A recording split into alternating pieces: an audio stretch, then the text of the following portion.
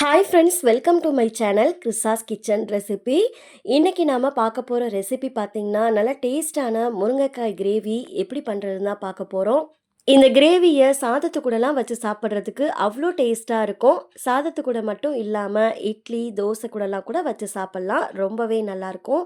இப்போ வாங்க இந்த ரெசிபி எப்படி பண்ணுறதுன்னு பார்க்கலாம். ஃபஸ்ட்டு இந்த ரெசிபி பண்ணுறதுக்கு ஒரு பேனை சூடுபடுத்திக்கோங்க. அதில் 1 டேபிள் ஸ்பூன் வேர்க்கடலை சேர்த்துக்கோங்க. கூடவே 1 டேபிள் ஸ்பூன் தேங்காய் சேர்த்துக்கோங்க. அடுத்து 2 டேபிள் ஸ்பூன் வரமல்லி சேர்த்துக்கோங்க. கூடவே 1 இன்ச் அளவு பட்டை சேர்த்துக்கோங்க. அடுத்து 4 கிராம்பு சேர்த்துக்கோங்க. கூடவே 1 ஏலக்காய் சேர்த்துக்கோங்க. இப்போது இது எல்லாம் சேர்த்ததுக்கப்புறமா அடுப்பை மிதமான தீயிலேயே வச்சுட்டு இதை நல்லா வறுத்துக்கோங்க. இந்த மசாலா பார்த்திங்கன்னா கிரேவிக்கு நல்ல டேஸ்ட்டு கொடுக்கும். அதனால் இதை கருகிடாமல் பார்த்து பக்குவமாக வறுத்துக்கோங்க. மசாலா எல்லாமே இது மாதிரி லைட்டாக செவந்ததுக்கப்புறமா ஸ்டவ் ஆஃப் பண்ணிவிட்டு இதில் 1 டீஸ்பூன் போல் கசகசா சேர்த்துக்கோங்க. இந்த கசகசாவை கடாயில் இருக்க அந்த ஹீட்லேயே ஒரு 10 செகண்டுக்கு நல்லா கலந்து விட்டுக்கோங்க. அடுத்து மசாலா எல்லாத்தையும் ஒரு மிக்ஸி ஜாருக்கு மாற்றிக்கோங்க. இது நல்லா ஆறுனதுக்கப்புறமா ஃபஸ்ட்டு இதை அரைச்சிட்டு அதுக்கப்புறமா கொஞ்சமாக தண்ணி சேர்த்துட்டு நல்லா ஃபைனாக இருக்க மாதிரி அரைச்சி எடுத்துகிட்டு வந்துடுங்க. இப்போ பாருங்க, நம்ம மசாலா எல்லாத்தையும் அரைச்சி எடுத்துகிட்டு வந்துட்டோம். இந்த அளவுக்கு நல்லா ஸ்மூத்தாக இருக்க மாதிரி அரைச்சி எடுத்து வச்சுக்கோங்க. இப்போ இது ஒரு ஓரமாக இருக்கட்டும். அடுத்து கிரேவி பண்ணுறதுக்கு கடாயில் 3 டேபிள் ஸ்பூன் எண்ணெய் சேர்த்துக்கோங்க. எண்ணெய் சூடானதுக்கப்புறமா 1 டீஸ்பூன் ஜீரகம், 2 பச்சை மிளகாய் சேர்த்துக்கோங்க. இப்போ இதை நல்லா வதக்கி விட்டுக்கலாம். ஜீரகம் நல்லா பொரிஞ்சதுக்கப்புறமா அடுத்து 2 வெங்காயம் சேர்த்துக்கோங்க. 2 பெரிய வெங்காயத்தை ரஃப்பாக கட் பண்ணிவிட்டு மிக்ஸி ஜாரில் சேர்த்து பல்ஸ் மோடில் ஒரு 2-3 செகண்டுக்கு விட்டு எடுத்துக்கோங்க. இது மாதிரி நமக்கு வெங்காயம் நல்லா பொடியாக இருக்கிற மாதிரியும் இருக்கும். அதே சமயத்தில் சீக்கிரமும் வதங்கும், கிரேவியும் நல்லா திக்காக கிடைக்கும். இந்த வெங்காயத்து கூடவே கொஞ்சமாக கருவேப்பிலை சேர்த்துட்டு வெங்காயத்தை நல்லா வதக்கி எடுத்துக்கோங்க. இந்த அளவுக்கு வெங்காயம் நல்லா கலர் மாதிரி வதங்கி வந்ததுக்கப்புறமா அடுத்து இதில் ஒரு பெரிய தக்காளியை நல்லா நைஸாக அரைச்சிட்டு சேர்த்துக்கோங்க.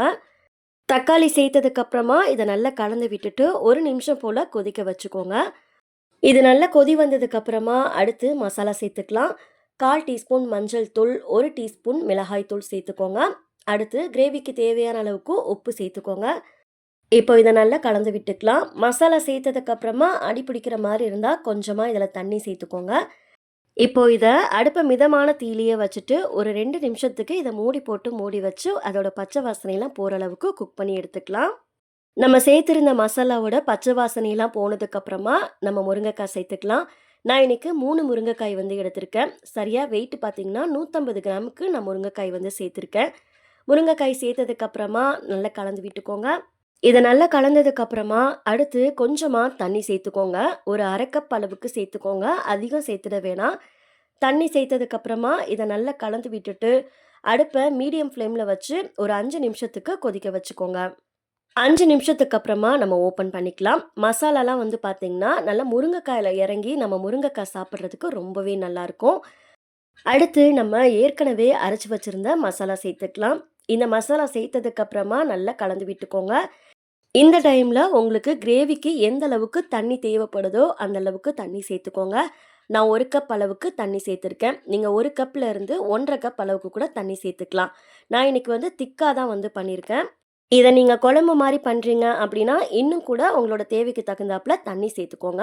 இப்போ இதை நல்லா கலந்ததுக்கப்புறமா இதை க்ளோஸ் பண்ணி காயை நல்லா வேக வச்சு எடுத்துக்கோங்க. இப்போ பார்த்தீங்கன்னா ஒரு 10 நிமிஷம் போல் ஆயிருக்கு. முருங்கைக்காய் கிரேவியுமே சூப்பராக ரெடி ஆயிடுச்சு. கடைசியாக வாசனைக்காக கொஞ்சமாக மல்லி இலை சேர்த்துட்டு நல்லா கலந்து விட்டுக்கோங்க. அடுப்பை மீடியம் ஃப்ளேம்லேயே வச்சுக்கோங்க. அப்போ தான் அடி பிடிக்காமல் இருக்கும். அப்பப்போ ஓப்பன் பண்ணி நல்லா கலந்து விட்டுட்டே இருங்க. அவ்வளோதான், நல்ல சுவையான சூப்பரான முருங்கைக்காய் கிரேவி சூப்பராக தயாராகிடுச்சு. இதை நீங்கள் வீட்டில் ஒரு டைம் செஞ்சு பார்த்துட்டு ரெசிபி எப்படி வந்ததுன்னு மறக்காமல் உங்களோட ஃபீட்பேக்கை ஷேர் பண்ணிக்கோங்க. இந்த ரெசிபி உங்களுக்கு பிடிச்சிருக்குன்னு சொல்லி நினைக்கிறேன். வீடியோ பிடிச்சிருந்தா லைக் பண்ணிவிட்டு சேனலை சப்ஸ்கிரைப் பண்ணிக்கோங்க. நெக்ஸ்ட் ஒரு ரெசிபி வீடியோவில் பார்க்கலாம். தேங்க்ஸ் ஃபார் வாட்சிங். பபாய்.